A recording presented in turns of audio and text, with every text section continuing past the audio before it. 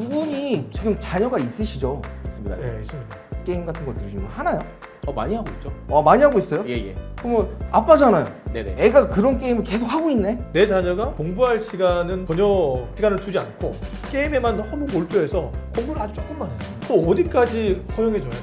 우리 자녀가 즐기는 게임이 무엇인가는 알아야 됩니다. 되게 어렵네요. 사실 게임에 대해서는 네. 부모의 역할이 되게 중요한 것 같아요. 어린 친구들이 게임을 할 때는 채팅창을 꺼주는 게 좋습니다. 왜요? 왜요? 이게 부모하기 힘들다. 되게 힘든 겁니다. 이거는 부모가 진짜 너무 힘들어요. 저 지금 머리가 아파요.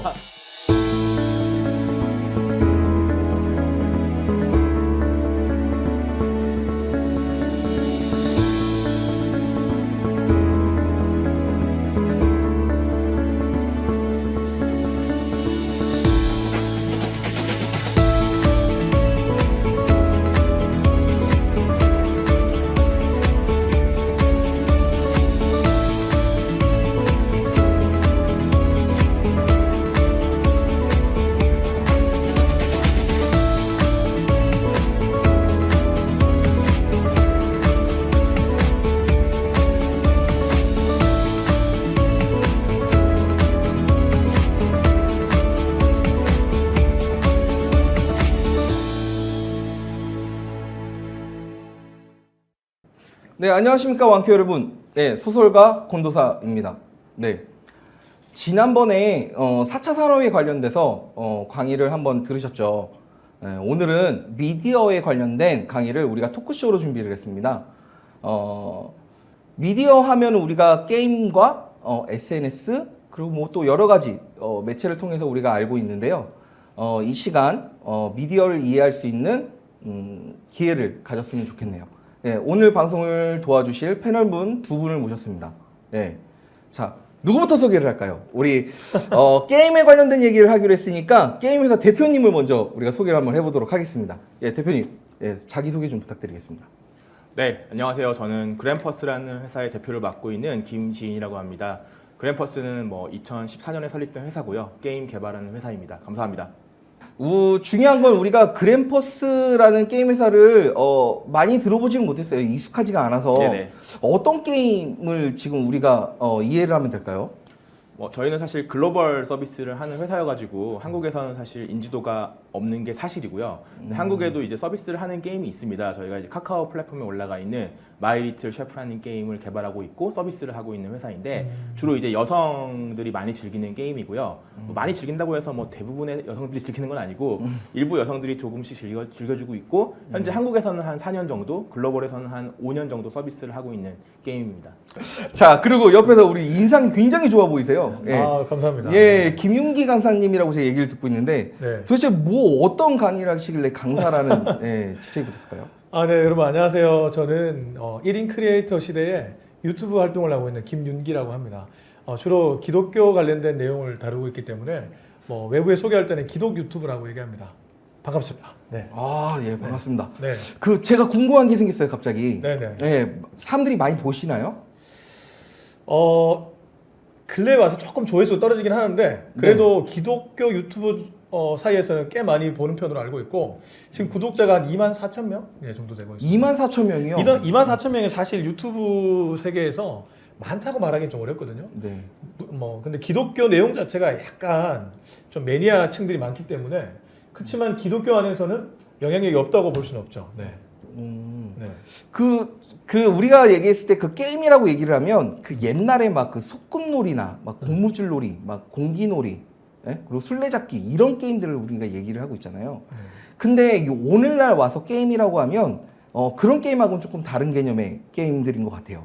예를 들면 전자 오락이라고 하는 그리고 이게 뭔가 이렇게 아름답고 화려하지만 굉장히 스펙타클하고 임팩트 있는 그런 액션들이 보여지는 어떤 이게 조작하는 그런 게임들을 보통 얘기를 하는 것 같은데 우리 때도 그런 게임들이 없지는 않았죠. 오락실이라고 제가 얘기를 들어봤었는데.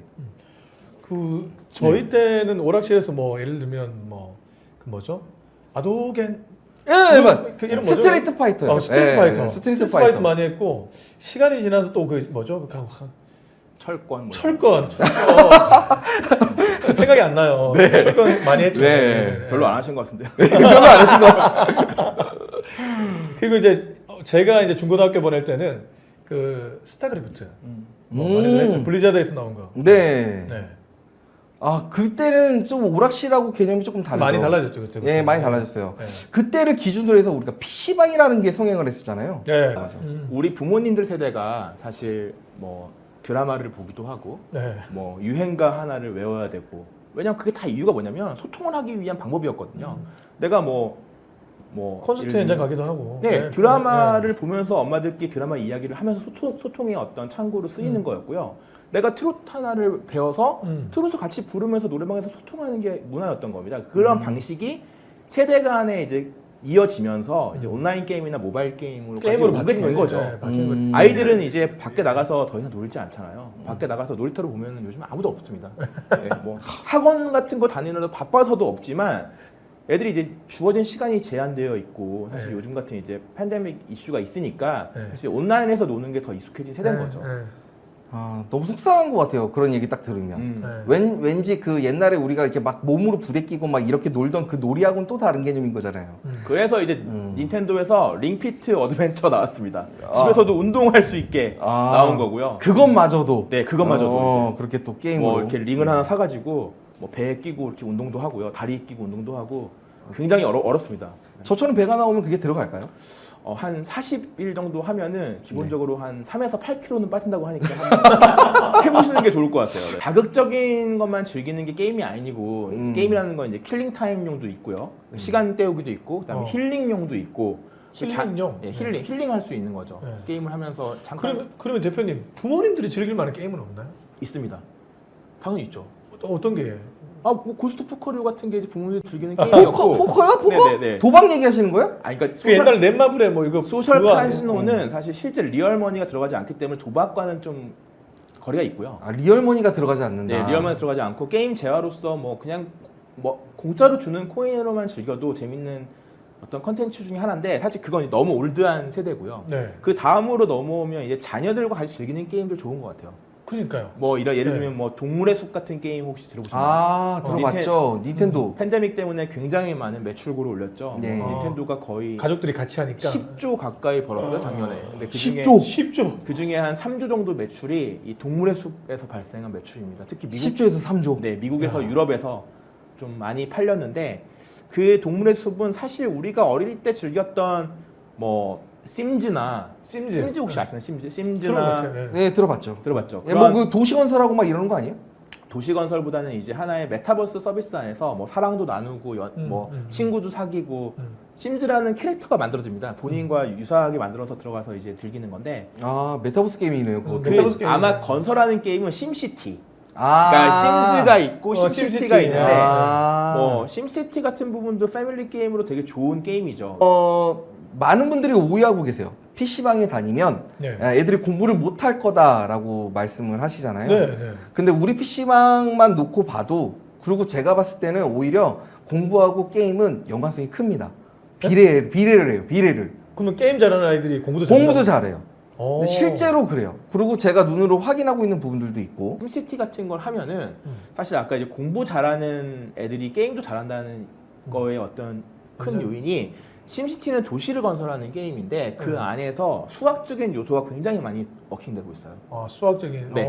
왜냐하면 도시를 하나 설계함에 있어서 네. 그냥 막 지으면 그렇죠. 공부 못하는 애들은 그냥 막 짓거든요. 근데 결국 그게 나중에 문제가 발생을 해요. 네. 뭐 인구수 대비 집을 너무 많이 지어가지고 뭐 집값이 폭락하기도 하고요. 네. 그게 아. 현실상에서의 알고리즘이 그대로 게임에 투영되어 있기 때문에 그러면 굉장히 공부를 좀 생각을 잘하고 해야 되겠네요. 정말 잘해야 됩니다. 심시티 잘하는 네. 친구들은 정말 수학적인 사고가 정말 논리력. 논리력이 굉장히 잘 돼 있는 거 수리력. 있고. 우리 어릴 때 사실 일본 회사인 코에이 테크모가 만든 이 삼국지 같은 삼국지. 게임을 보면은 삼국지 게임 하면서 역사 공부한 친구 되게 많아요. 저는 그 말을 보태서 이게 게임을 하다 보면 스토리가 있잖아요, 게임 안에. 그러다 보니까 애들이 스토리 공부를 자연스럽게 하게 되고 그게 자기가 글을 쓸 때까지 그 능력이 이어지기도 하더라고요. 네. 그래서 혹시 소문을 들으셨나 봐요. 또 그 월드 네. 오브 워크래프트. 예, 그 와우라는 게임을 제가 7년 동안 하고 어느 날 갑자기 이제 아, 내가 이러면 안 되겠다라는 정신이 번쩍 들면서 예, 이제 게임을 접게 됐는데 그 후에 이제 제가 글을 쓰는데 이 부분이 도움이 많이 됐어요. 아. 게임을 했던 그 경험, 그 네. 지식, 네. 그런 거를 이제 활용을 해가지고 제가 이제 글 쓰는데 도움이 됐던 거죠. 그래서 저는 소설가가 될 때 데뷔작이 판타지 소설이에요. 아, 게임하고 진짜 연관이 예, 있네요. 게임하고 연관을 짓는 그런 소설이 됩니다. 우리가 이번 토크쇼를 준비하면서 미디어를 설명하기에 가장 좋은 사업이 사실은 게임 산업 아니겠어요? 근데 이 게임 산업을 앞에 그 강의에서 4차 산업하고 연관을 짓다 보니까 네. 이 중간에서 우리가 이 이야기를 반드시 짚고 넘어갔으면 좋겠다 싶은 내용이 있었어요. 그게 뭐냐면 메타버스. 메타버스 혹시 아세요? 메타버스. 많이 요새 예. 들리고 있죠. 아, 메타버스 그래요? 이야기가. 메타버스가 뭔지 설명을 간략하게 해주실 수 있을까요? 뭐 메타와 이제 유니버스라는 합성어인데 사실 뭐 가상 세계가 근간으로 기본으로 가고 있고요. 결론으로는 뭐 그런 메타버스 세계 안에서 현실 세계와는 또 별도로 구축되는 어떤 다른 어나더 월드인 거죠. 그 안에서 또 여러 가지 경험을 할 수 있고 그 안에서 또 새로운 또 지식의 교환도 할 수 있고 여러 가지 살아가는 어떤 도움을 받을 수 있는 그런 인포메이션 창구로서 굉장히 요즘 각광을 받고 또 더군다나 요새 이제 팬데믹 현상이 있으면서 현실 세계와 좀 단절되다 보니까 뭔가 그런 데서 오는 좀 다른 어떤 그 가상 세계를 꿈꾸는 데 있어서 메타버스가 많이 회자되고 있는 것 같습니다. 그 메타버스를 얘기하니까 제가 예전에 봤던 영화가 생각이 나더라고요. 좀 시간은 좀 됐지만 그 서로게이트라고 하는 그 영화하고 최근에 물론 그것도 몇 년 전에 나왔던 영화이긴 하지만 최근에 본 레디 플레이어 원이라는 영화가 있었거든요. 그게 메타버스를 이해하기에 참 도움이 많이 되었던 것 같아요. 그거 자료로 갖고 계시죠? 예, 준비된 왕큐. 예, 그 자료를 좀 보여줬으면 좋겠습니다. 네. Except the Oasis.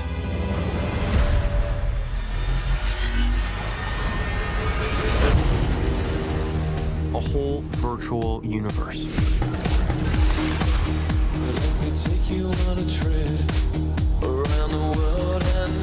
People come 자, to the Oasis. 영상을 보셨죠? 예. 잠깐 지나가는 그 메타버스를 이해하기에 좋은 장면들이 스쳐 지나갔을 것 같은데 그것만 보더라도 우리가 앞으로 이야기를 나누는 그 메타버스를 이해하는 데 도움이 되지 않을까라는 생각을 한번 해봅니다. 근데 아직까지도 메타버스가 무엇인지 이해 못하시는 시청자분들이 많으실 거예요. 우리나라에서는 메타버스라는 용어가 이렇게 많이 돌지는 않았거든요.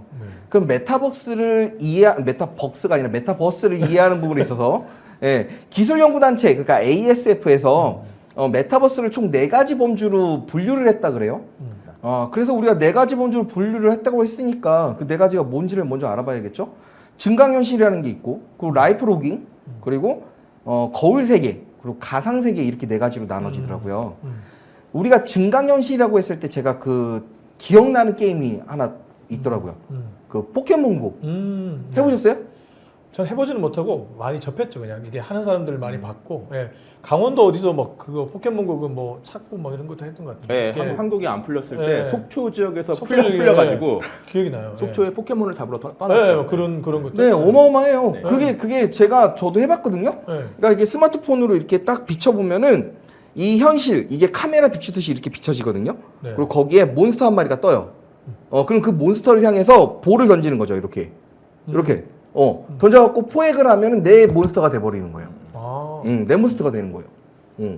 그거 재밌죠? 예. 응. 해보고 그러니까 싶어요. 현실 세계에 게임을 입힌 것 같은 그런 느낌. 이게 증강현실 맞나요? 증강현실 중에 하나입니다. 보통 카메라 기술을 이용하니까요. 어. 증강현실이고요. 근데 그 이유가 저거잖아요. 기존 게임하고는 다른 뭔가 색다른 시도를 한 건데 실제로 우리가 그 위치에 가서 몬스터를 포획을 해야 되는 거거든요. 그 몬스터 출몰 지역을 가가지고. 맞습니다. 예, 그러니까 뭐 버스로 이동하기도 하고 예, 대중교통이라든지 자가용을 이용을 해서 그 위치에 가서 그 몬스터를 포획하는 예, 그런 재미난 발상이었던 거죠. 예, 그래서 좀 특별했었고 예, 기존의 게임과는 많이 달랐기 때문에. 그러면 그 거울 세계라는 건 도대체 뭐예요? 거울 세계는 사실상 우리가 즐기고 있는 서비스 중에 있어요. 이게 이제 어찌 보면 그 내비게이션 같은 서비스들의 거울 세계라고 많이 나오는데 어찌 보면 현실에서 가동되고 있는 규율이나 규칙들이 있죠. 교통이라고 하면 맵이 있고 신호가 있지 않습니까? 그 현실에 있는 신호를 그대로 그냥 지도에 투영해가지고 내비게이션 시스템에 담으면 그 내비게이션 안에도 가상의 세계가 돌아가고 있습니다. 아, 내비게이션 안에. 네, 내비게이션을 네. 보면서 우리도 가상의 세계를 루트를 보면서 가는 거잖아요. 아. 그게 이제 어찌 보면 거울 세계라는 표현으로 쓰는데 사실 이게 학계 용어다 보니까 원래 이제 미러월드라는 거가 이제 하나의 어나더 월드 중에 하나인데 티맵이나 이런 이제 카카오 맵, 뭐 내비게이션 시스템 자체가 현실에 존재하는 룰 자체를 그대로 넣어서, 그러니까 신호체계죠. 신호체계를 넣어서 돌아가는 서비스가 있고, 우리는 그 가상에 있는 맵을 보면서 길을 찾기도 하고, 그렇죠, 그렇죠. 배달도 하고, 딜리버리 서비스를 이용하기도 하고, 뭔가 오는 것도 볼 수 있다면 그것도 하나의 어떤 가상 세계 서비스 중에 하나, 즉 메타버스가 아니겠냐 해가지고 이제 거울 세계라는 말을 쓰고 있고요. 그러면 우리가 그 또 가상세계 아까 얘기했잖아요. 이건 저는 이제 사실 온라인 게임을 하면서 가상세계 얘기를 되게 많이 듣게 됐는데, 네네. 예, 가상세계 하면은 우리가 떠오르는 게임이라든지 아니면 예, 어떤 형태로 이루어져 있는지 설명해 주실 수 있나요? 아까처럼. 그러니까 과거의 게임을 보면은 사실 뭐 공깃돌도 하고 뭐 포켓몬 카드도 던지고 뭐 이런 친구들끼리 같이 교류를 하는 어떤 소통의 창구로서 게임이었다면, 그게 이제 아까 말씀드린 전 세계에 브로드밴드가 깔리고 사실 망이 깔리면서 어찌 보면 네트워크라는 단어가 익숙하게 됐죠. 그러다 보니까 이제 서비스 자체도 스탠드얼론, 즉 혼자 즐기는 게임보다는 친구들과 지인들과 연인들과 가족들과 같이 할 수 있는 컨텐츠를 계속 만들어내기 시작했어요. 그게 이제 네트워크라는 게 가동했기 때문에 가능해진 건데, 결론적으로 이제 콘솔 게임에서 온라인 게임으로 넘어오는 과정 속에서 가장 자연스럽게 왔던 그 서비스 구축 자체가 서버를 통한 게임 서비스. 그러니까 가상의 서버에 들어가서 나의 아이덴티티를 어떤 하나의 정체성으로 만들고 그들이 그 안에서 즐기는 듯한 게임성을 만드는 게 하나의 온라인 게임의 핵심이었기 때문에, 사실 온라인 게임과 이 메타버스 서비스는 뗄래야 뗄 수 없는 구조를 가지고 있습니다. 그러면 쉽게 이해하시기 위해서 제가 설명을 드리자면, 지금 우리 현실의 사회가 가상으로 온라인상에서 사회 또 하나의 사회가 형성이 된다라고 우리가 이해를 하면 되는 건가요? 그렇죠. 저희가 어릴 때 즐겼던 뭐 리니지나 네. 그리고 뭐 바람의 나라 이런 클래식한 게임들부터 시작해서 최근에 나오고 있는 뭐 로스트 아크나 뭐 최근 뭐 스타크래프트 이후에도 뭐 와우 확장팩이 나오고 여러 가지 게임들이 대부분의 다 어마어마한 그 메타버스인 가상 월드의 진입을 통해서 친구들과 지인들과 연인들과 가족들과 교류를 맺고 그 안에서 자신만의 성장과 육성, 패배, 결국 아이템을 획득 이런 과정을 통해서 하나의 사회를 체감하고 그 안에서의 뭐 희노애락, 뭐 즐거움, 뭐 패배감, 뭐 성취감 이런 걸 맛보면서 하나의 현실 세계에서는 이룰 수 없었던 것들을 또 가상 세계에서 이루기도 하고요. 가상 세계에서 또 재밌는 에피소드를 만들어내면서 현실과는 또 다른 자아를 성장시키는 그런 개념으로 가고 있나요? 예를 들면 뭐 네이버의 제페토라든가 제페토 뭐예요? 뭐 할아버지 이름 같아. 네, 피노키오를 만든 할아버지의 네. 이름이기도 하면서 네. 그 네이버 Z라는 네이버에서 분산 회사에서 만든 가상 세계입니다. 요즘 이제 한국에서 10대들이 가장 많이 쓰고 있는 서비스이기도 하고요. 네. 부모님들은 한 번씩 좀 보셔야 될 서비스 같기도 해요. 왜냐하면 그 안에서 체류를 해서 소비되는 시간이 점점 늘어나고 있습니다. 10대 미만의 자녀들이. 그 안에서는 사실 과거에 우리가 즐겼던 아바타라고 불리우죠. 현실에 있는 자아와는 다른 아이덴티티를 디지털로 만들어서 그 안에서 이제 꾸밀 수 있고 그 꾸민 어떤 자아가 그 제페토라는 월드에서 돌아다니면서 또 다른 사람들과 교류도 하고요. 그러니까 또 다른 내가 제페토라는 그 플랫폼 안에 있는 거죠. 그렇죠. 네. 이게 가상 세계 아닌가요, 완전히? 가상세계입니다. 네. 완벽한 가상세계고요. 네.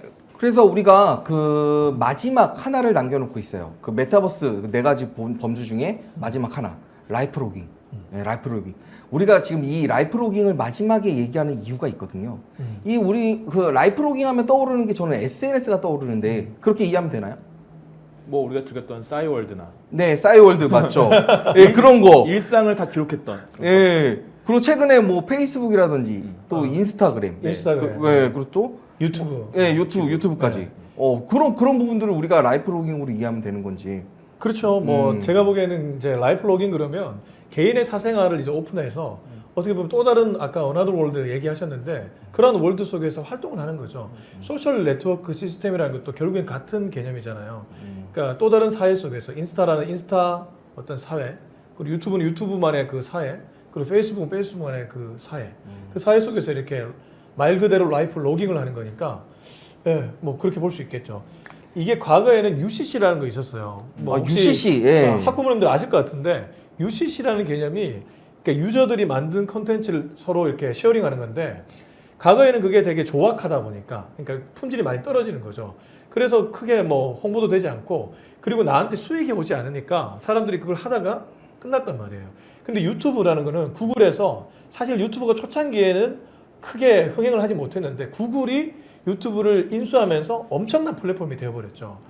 근데 이제 구글이 유튜브를 이제 그 인수하면서 유튜브가 전 세계에 퍼져가기 시작했는데 문제는 이제는 수익이 되니까 유튜브에 자기가 창작해서 콘텐츠를 올리면 실제 자기한테 수익이 떨어지니까 사람들이 막 달려드는 것이죠.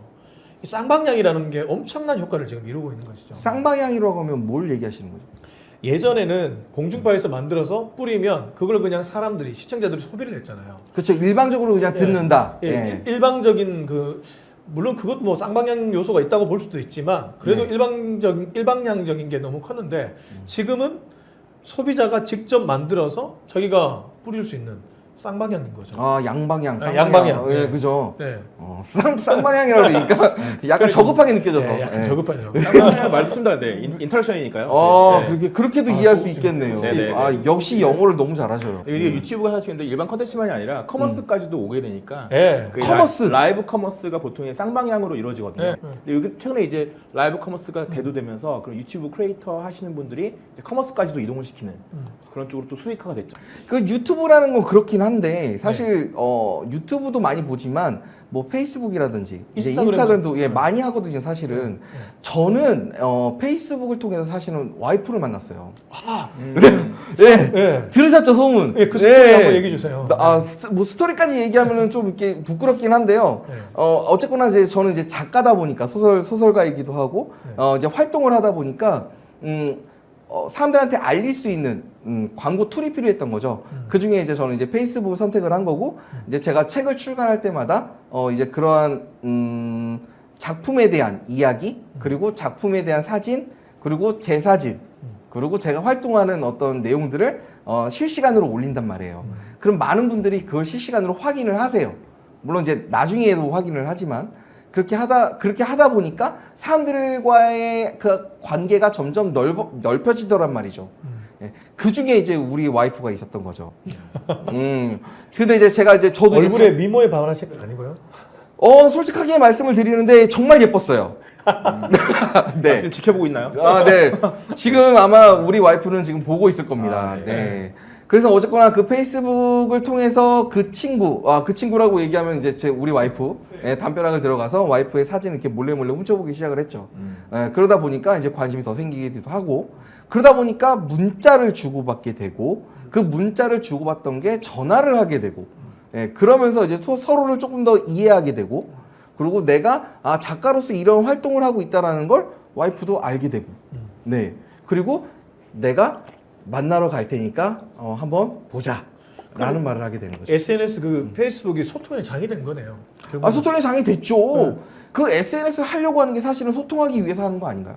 그렇죠. 네. 네. 저도 나름 인터넷 기사를 한번 찾아봤거든요. 그 메타버스를 이해하기 위해서 인터넷을 검색해 보니까 기사 하나가 떴어요.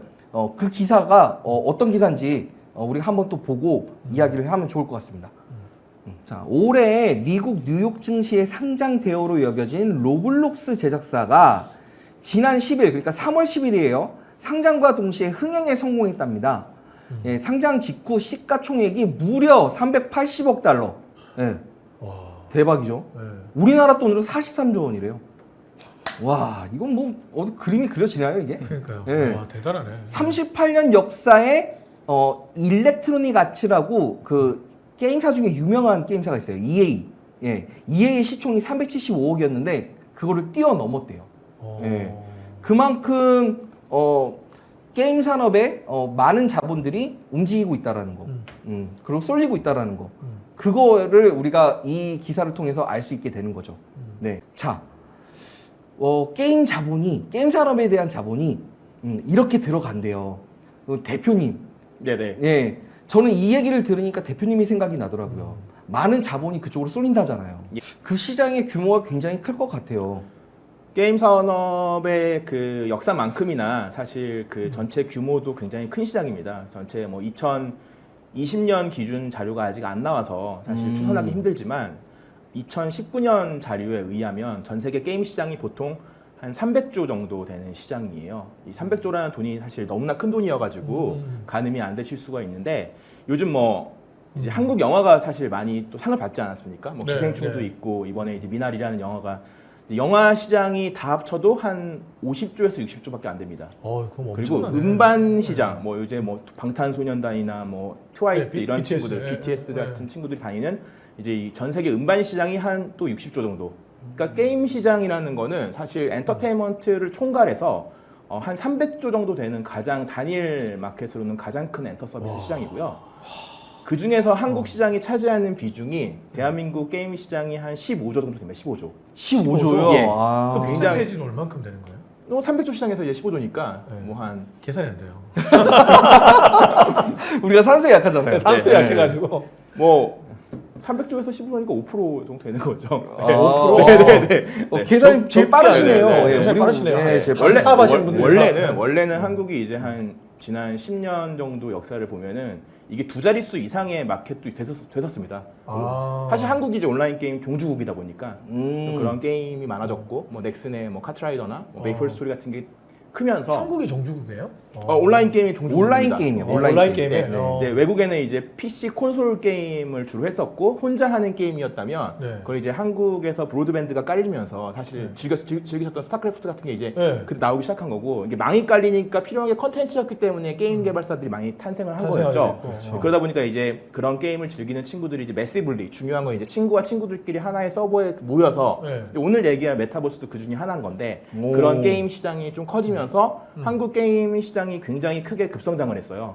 한국 게임 시장은 뭐 게임 시장을 논하면 한 40년 된 시장이지만 온라인 게임으로 보면 한 25년, 30년 된 시장이기 때문에 그 시장으로 봤을 때 전체 300조 시장에 15조를 가져간다는 건 굉장히 비약적인 발전을 한 거죠. 아, 발전을 한 거죠. 근데 유튜버들 중에도 게임 유튜버들이 꽤 있거든요.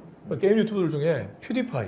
전 세계적으로 가장 구독자가 많은 유튜버인데 퓨디파이가 2억 명이거든요.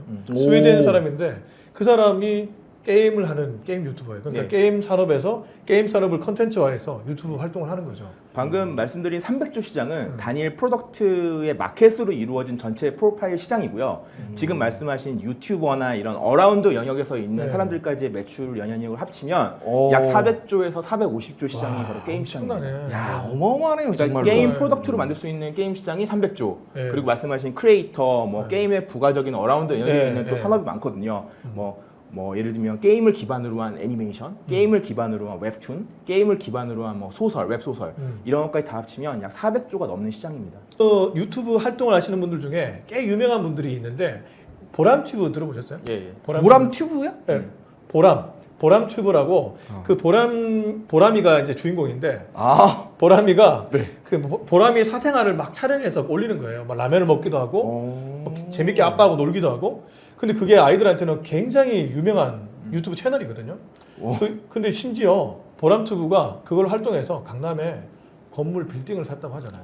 샀다고요, 강남에 아니 그냥 빌딩을 현금으로 샀다고 하잖아요. 현금으로요? 네, 현금으로. 그러니까 물론 돈이 중요한 건 아니지만 네. 그만큼 그 10대들에게 영향이 크다는 거고. 아, 저는 돈이 중요한데요, 지금. 예, 강남에 건물 살 정도면 네. 예. 제가 알기로 그렇지, 월 탐나는데? 수익이 억대입니다. 보람튜브. 그 월 수익이. 유튜브 플랫폼 자체에서 수익화를 거둘 수 있는 알고리즘과 보람 TV가 구축하고 있는 시스템이 정말 핏이 잘 맞았어요. 네. 그러니까 보람 TV는 처음에 이제 말씀하신 대로 지금은 뭐 먹방도 찍고 굉장히 많은 액션을 취하는 어떤 채널이지만 처음에는 장난감 언박싱 채널이었습니다. 그러니까 손밖에 안 나왔어요. 저부터 더 잘하시네. 손밖에 안 나온 이유가 이 장난감이 새로 나오면 항상 그걸 언박싱 해가지고 틀었는데 유튜브에서는 사실 수익화를 거둘 수 있는 게 채널 노출 시간이거든요. 노출 시간이 이제 아까 말씀하신 뭐 4,000시간 이상 네. 돼야 되는데 네.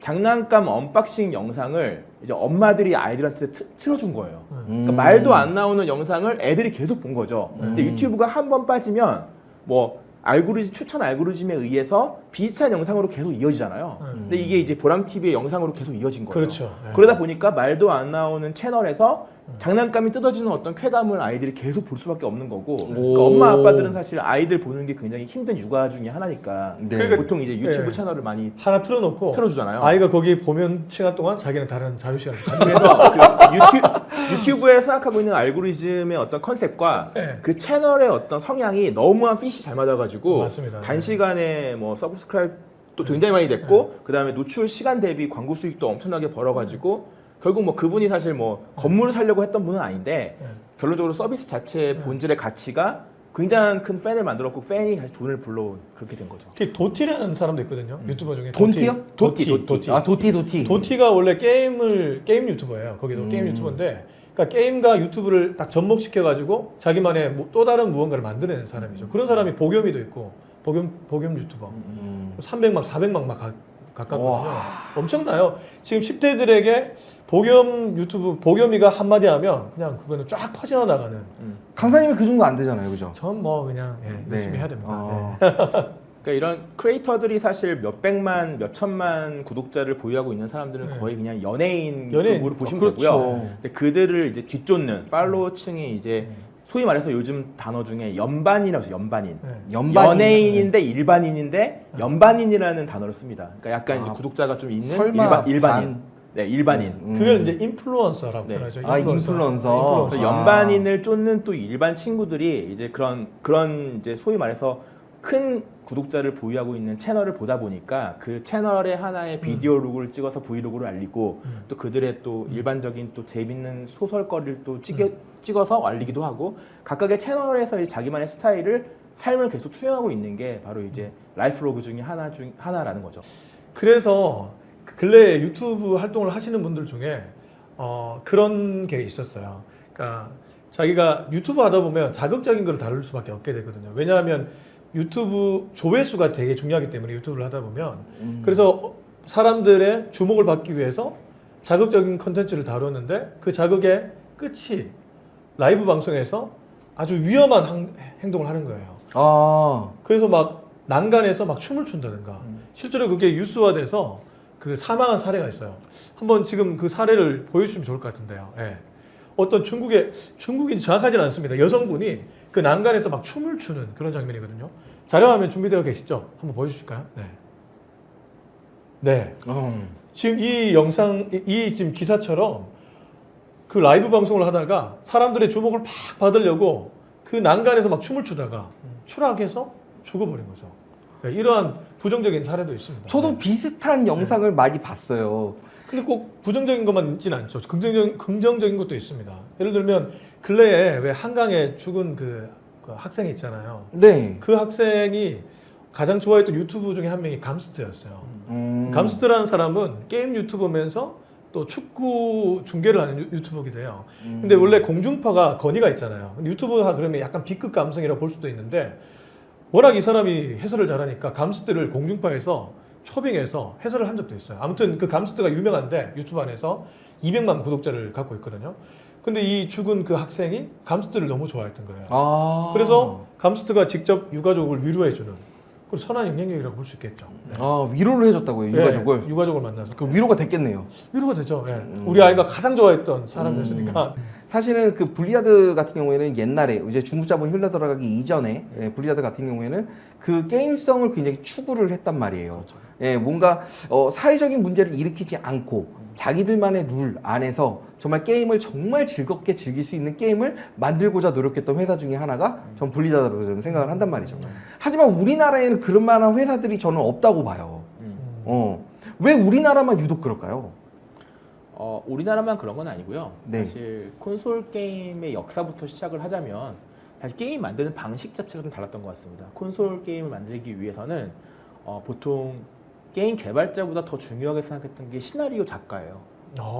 이게 얘가 좀 다르죠. 게임을 개발하는 프로세스 자체가 다릅니다. 저도 작가니까. 네. 근데 게임을 네, 저도 작가인데 사실 시나리오 작가하기가 그렇게 쉽지는 않거든요. 미국이나 유럽권에서 이제 콘솔 게임을 만드는 네. 메이커들, 스튜디오를 가보면은 항상 작가들이 존재를 해요. 그 작가가 시놉시스를 쓰고 나서 게임 개발에 들어갑니다. 전체적인 세계관을 정립을 하죠. 네, 맞아요. 그래야지 되지 않을까요? 출발부터 제네시스가 있고 계속 가는 도중의 여정이 하나의 텍스트나 그림으로 그려서 남겨놔요. 그럼 그걸 가지고 디렉터라고 하는 건 이제 영화 감독 같은 분인데 네. 감독이 하나하나의 지시를 내릴 수 있는 정도의 분리를 시켜놓으면 네. 이 부분은 이렇게 개발해줘라고 클라이언트 엔지니어에게 프로그래밍 프로그래밍 하는 사람을 던지는 거고 네. 이 부분은 이렇게 그려줘라고 아트하는 친구들에게 부탁을 하는 거고 이 부분은 이렇게 게임 디자인을 해줘 해서 기획적인 요소를 맡기는 거고 이 부분은 이렇게 뭐 상품을 개발해줘 해서 상품 개발을 하는 겁니다. 그러니까 그런 게 일반적인 시스템이었어요. 그게 왜 가능했냐면 온라인 게임 개념이 아니었거든요. 그들은 사실 DVD 콘솔을 사서 네. 뭐 10시간 플레이하면 엔딩이 있는 게임을 만들다 보니까 그게 가능했던 겁니다. 근데 지금 게임들은 그런 게 아니죠. 계속 엔드를 쓰잖아요. 네. 게임 자체가 영원히 가요. 리니지가 지금 올해로 한 25주년 됐나요? 그리고 곧 30주년이 돼요. 리니지가. 리니지 이퀄 천년 그냥 리니지 유저라서. 네, 리니지 이퀄 그냥 라이프예요. 라이프죠. 그러니까 그쵸, 이 그쵸. 메타버스와 네, 라이프. 거의 네. 싱크가 되는 건데 네. 사실 그런 게임 방식을 개발한 방식과 현재 방식이 맞지 않는 건데 최근에는 사실 한국의 대작들도 시나리오 작가가 붙어요. 처음부터 붙어서 시작하고 하고 있고 시나리오 작가가 없기 때문에 리니지나 바람의 나라나 뭐 아이온은 아니지만 리니지 바람의 나라 그다음에 뭐 엑셀 게임즈에서 만든 게임들이 다 원작이 있어요. 무슨 말씀인지 아시겠죠? 네. 리니지도 원래 동명의 이게 만화였죠. 그러니까 웹 소설 기반으로 있었고 웹소설이었어요? 만화가 아니라? 그러니까 만화 전에 소설이 좀 있다가 만화 만들어지고 그다음에 이제 그게 게임화 된 거고 바람의 나라도 당연히 뭐 네. 소설부터 시작해서 네, 만화로 맞아요. 나오게 된 거고 그러니까 네. 아예 시나리오 작가의 개념을 머릿속에 있었지만 우리나라에는 그런 작가 인프라가 되지 않았기 때문에 뭐 유명한 작가 작품들을 차용해서 하나의 세계관을 디지털로 만든 거예요. 근데 이게 유튜브랑도 되게 비슷해요. 지금 게임 얘기하셨는데 게임도 뭐 지금 시나리오 작가가 있고 실제로 디렉팅하는 사람이 있고 또 각 분야별로 나눠져 가지고 자기 일을 하는 것처럼 유튜브도 유튜브를 만드는 콘텐츠 기획자가 있고요. 그리고 그 콘텐츠가 만들어지면 그걸 플레이어하는 유튜버가 있고 이후에 영상을 편집하는 편집자들이 있고 좀 세분화가 되어 있거든요. 물론 이제 1인 크리에이터 그러면 그 사람 혼자서 다 하는 거지만 대형 유튜버들은 뒤에 팀들이 다 붙어 있습니다. 뭐 다. 그 이거 좀 비슷한 것 같아요. 그 얘기를 들어보니까. 예. 사실 컨텐츠 만드는 그 디비전이 거의 다 비슷하게 흘러가요. 예, 그 좀 비슷한. 이 것 영화 같아요. 제작, 그다음에 뭐 네. 게임 제작, 만화 제작, 웹툰 제작, 애니메이션 제작 이런 게 네. 하나의 제작 과정을 거치다 보니까 그렇게 되는 거고. 그래서 아까 말씀하신 거에 답을 드리자면 왜 우리나라는 그렇게 대규모 자본이 흘러간 시스템이 제대로 안 돼 있냐? 그건 사실 성장통을 겪으면서 갔기 때문에 오게 된 어떤 문제라고 보여지고요. 조금씩은 게임이 어찌 보면 프로세스를 더 밟아보자라는 좀 환경 자체가 다져지고 있어서 지금부터는 좀 더 완벽하게 만들어지고 있어요. 두 분이 지금 자녀가 있으시죠? 있습니다. 네, 있습니다. 네, 몇 살인가요? 저는 첫째가 고등학교 1학년이고요. 네. 둘째가 이제 초등학교 1학년 입학했습니다. 초등학교 1학년. 그럼 혹시 그 지금 말씀하신 그 제페토라든지, 네. 아니면 로블록스 게임 같은 것들을 지금 하나요? 많이 하고 있죠. 많이 하고 있어요? 예, 예. 그러면 아빠잖아요. 네네. 애가 그런 게임을 계속 하고 있네? 그럼 어떤 생각이 드세요? 사실 저희 부모님 세대 때는 사실 게임이라는 컨텐츠에 대해서 그냥 무조건 막았던 것 같아요. 그쵸. 일반적인 부모라면. 그쵸. 왜냐하면 그들의 부모님 세대에서 막았던 컨텐츠들이 뭐 만화 뭐 이런 걸 계속 막았죠. 무협지, 네, 무협소설. 무협소설, 만화. 그다음에 뭐 기타 치면 기타를 부시기도 했고 네. 뭐 그런 딴따라 되려고 그런 액션을 보고 듣고 자라왔던 세대가 또 하나의 새로운 컨텐츠가 나오는 디지털 게이밍이라는 게 나오면 굉장히 막았던 것 같고요. 저도 부모님이 어릴 때 오락실을 못 가게 했어요. 오락실은 되게 나쁜 곳이라고 말씀해 주셨거든요. 그래서 우리 아버지도 그랬어요. 오락실 되게 늦게 네. 알았는데 오락실을 가보니까 그런 게 아니었다는 것도 알고 그래서 사실 오락실이라는 것 자체를 막았던 세대들이 키웠던 자녀이기 때문에 자녀들에게 게임을 못하게는 못하겠더라고요. 어느 정도 오히려 어느 정도는 좀 풀어주는 거를 좀 합의를 하는 과정이었고요. 저는 사실 자녀를 기르는 사람들을 요즘 친구들을 보면서 사실 게임을 못하게 하는 사람은 거의 없는 것 같다. 왜냐면 아까 말씀드린 어떤 하나의 축에 보면은 게임이 과거에 놀이터에서 놀았던 놀이 방식이나 친구들끼리 몸을 부대끼면서 하는 방식이 디지털로 전이된 과정이기 때문에 그렇죠. 결국 그걸 못하게 하면은 그 친구들끼리의 소통이 단절되는 거다. 네. 저는 이제 뭐 궁금한 게, 그러니까 학부모 입장인데요. 네. 아마 이 영상을 보시는 학부모들 중에 이런 생각을 가지는 분들이 저는 있을 거라고 생각해요. 게임이 좋다는, 물론 게임에 긍정적인 면이 있는 것도 알겠는데 내 자녀가 공부할 시간은 전혀 뭐 시간을 두지 않고 게임에만 너무 몰두해서 공부를 아주 조금만 해요. 그걸 보는 부모의 마음은 애가 탈 거 아니에요. 네네. 대한민국에서 아직까지는 학습 분위기가 되게 중요한데 내 아들이 공부 잘했으면 내 딸이 막 좋은 대학 갔으면 좋겠고 이런 마음이 있잖아요. 말은 뭐 괜찮아, 너 하고 싶은 대로 그렇게 말은 하지만 결국 내 마음속에 여전히 내 자녀 막 S대에 갔으면 좋겠고 이런 마음이 있는데, 그런 마음이 분명히 있는데 그런 마음이 있는데 그 어디까지 허용해 줘야 되나? 이런 좀 구체적인 어떤 기준들 이런 것들이 궁금할 것 같아요. 네. 저는 제가 이제 그 학생 입장에서 대변을 하잖아요. 그러니까 저는 지금 제가 PC방을 하나 운영을 하고 있어요. 네. 지금 아이들 논술을 지도하면서 또 한편으로는 사업을 제가 PC방을 하고 있단 말이죠. 아이들이 천국으로 생각하는 PC방. 그리고 지옥으로 생각하는 공부. 예. 그 두 가지를 경험하는 아이들을 제가 계속 제 눈으로 보고 있거든요. 네. 그 게임이라는 것 자체가 중간에 끊기가 힘들어요. 힘들 수밖에 없는 이유가 뭐냐면 나 혼자 하는 게임이면 끊을 수 있어요. 근데 친구들이랑 같이 하는 거잖아요. 지금 내 시간만 끊는 것이 아니라 내가 끊음으로써 해서 다른 친구들의 시간들도 같이 끊어지거든요. 예, 이것이 친구들한테 해를 끼치는 입장이 되는 거고 내가 민폐가 되는 거예요. 그렇게 되면 쉽게 끊기가 어렵단 말이죠. 그건 부모님이 이해해 주셔야 되는 거 아닌가? 라는 생각이 들지 않을까요? 뭐 일리는 있습니다만 여전히 부모 마음에는 좀 공부에 집중했으면 좋겠다 이런 마음이 분명히 있을 것 같거든요. 그럼 어떻게 해야 돼요? 그러니까 부모 입장에서 아이들 기준을 어렵죠. 어렵죠. 네, 어렵습니다. 되게 어렵네요. 사실 게임에 대해서는 네. 부모의 역할이 되게 중요한 것 같아요. 일단은 뭐 저희 같은 게임 메이커들, 회사들도 노력을 많이 하고 있거든요. 사실 뭐 어떤 노력이요?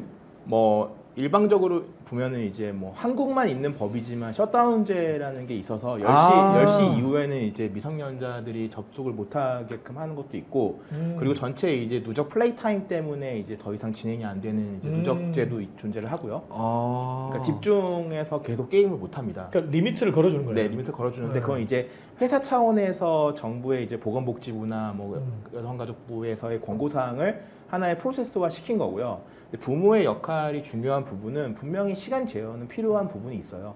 게임이라는 게 아까 말씀하신 대로 중간에서 끊기가 굉장히 어려운 부분이고 네. 친구들끼리 즐기다가 이제 뭐 나는 이제 학원 가야 되고 나오면 요즘 친구들은 뭐 그냥 잘 가 그래요. 네. 이렇게 너 때문에 우리가 다 깨진 거야 그렇게 안 하고 어차피 이게 매시블리하게 접속해서 많은 사람들이 즐기기 때문에 너가 뭐 당장 우리가 몇 판 하고 나가는 것도 우리한테 소중한 시간이라고 생각하지 거기서 더 이상 뭐 너 때문에 우리가 다 우정이 깨졌어 이런 친구들은 거의 없습니다.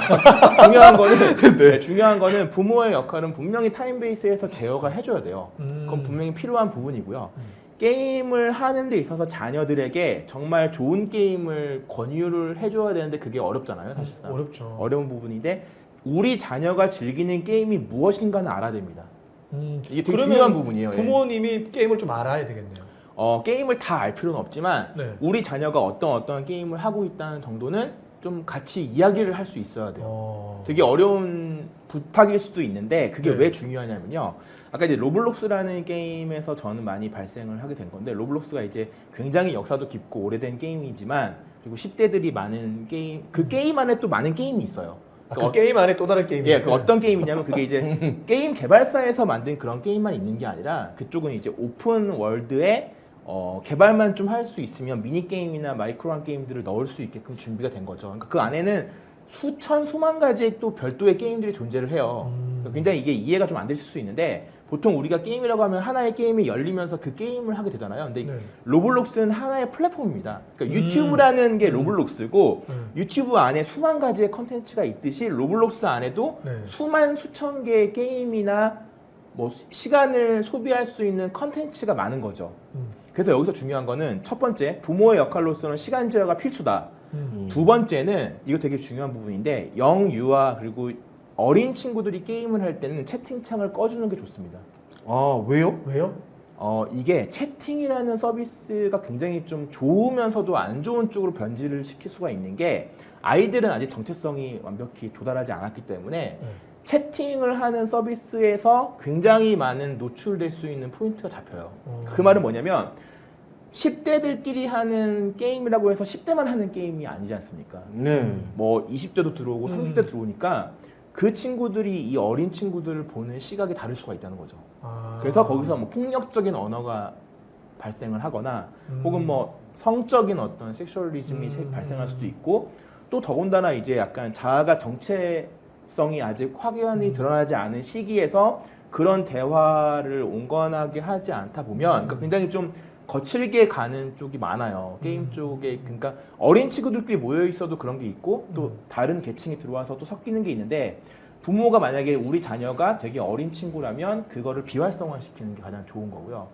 또 그거와 맞물려서 부모들이 봤을 때 자녀가 즐기는 게임에 대해서 사운드를 다 온하는 게 좋습니다. 그러니까 숨어서 게임을 하는 게 가장 이상한 거예요. 아무튼 중요한 부분은 그래서 자녀들이 즐기는 게임에 대해서 관심을 줄 필요가 있다. 근데 그 이후의 상위 개념은 시간적인 제어를 분명히 할 필요가 있다. 시간제 필요하다. 시간적인 제어를 할 때 있어서는 부모의 역할이 좀 필요한 것 같다라는 거고. 그리고 세 번째로는 게임이 사실 많은 사람들이 잘 모르는데 게임에도 레이팅, 그러니까 연령 제한이 있어요.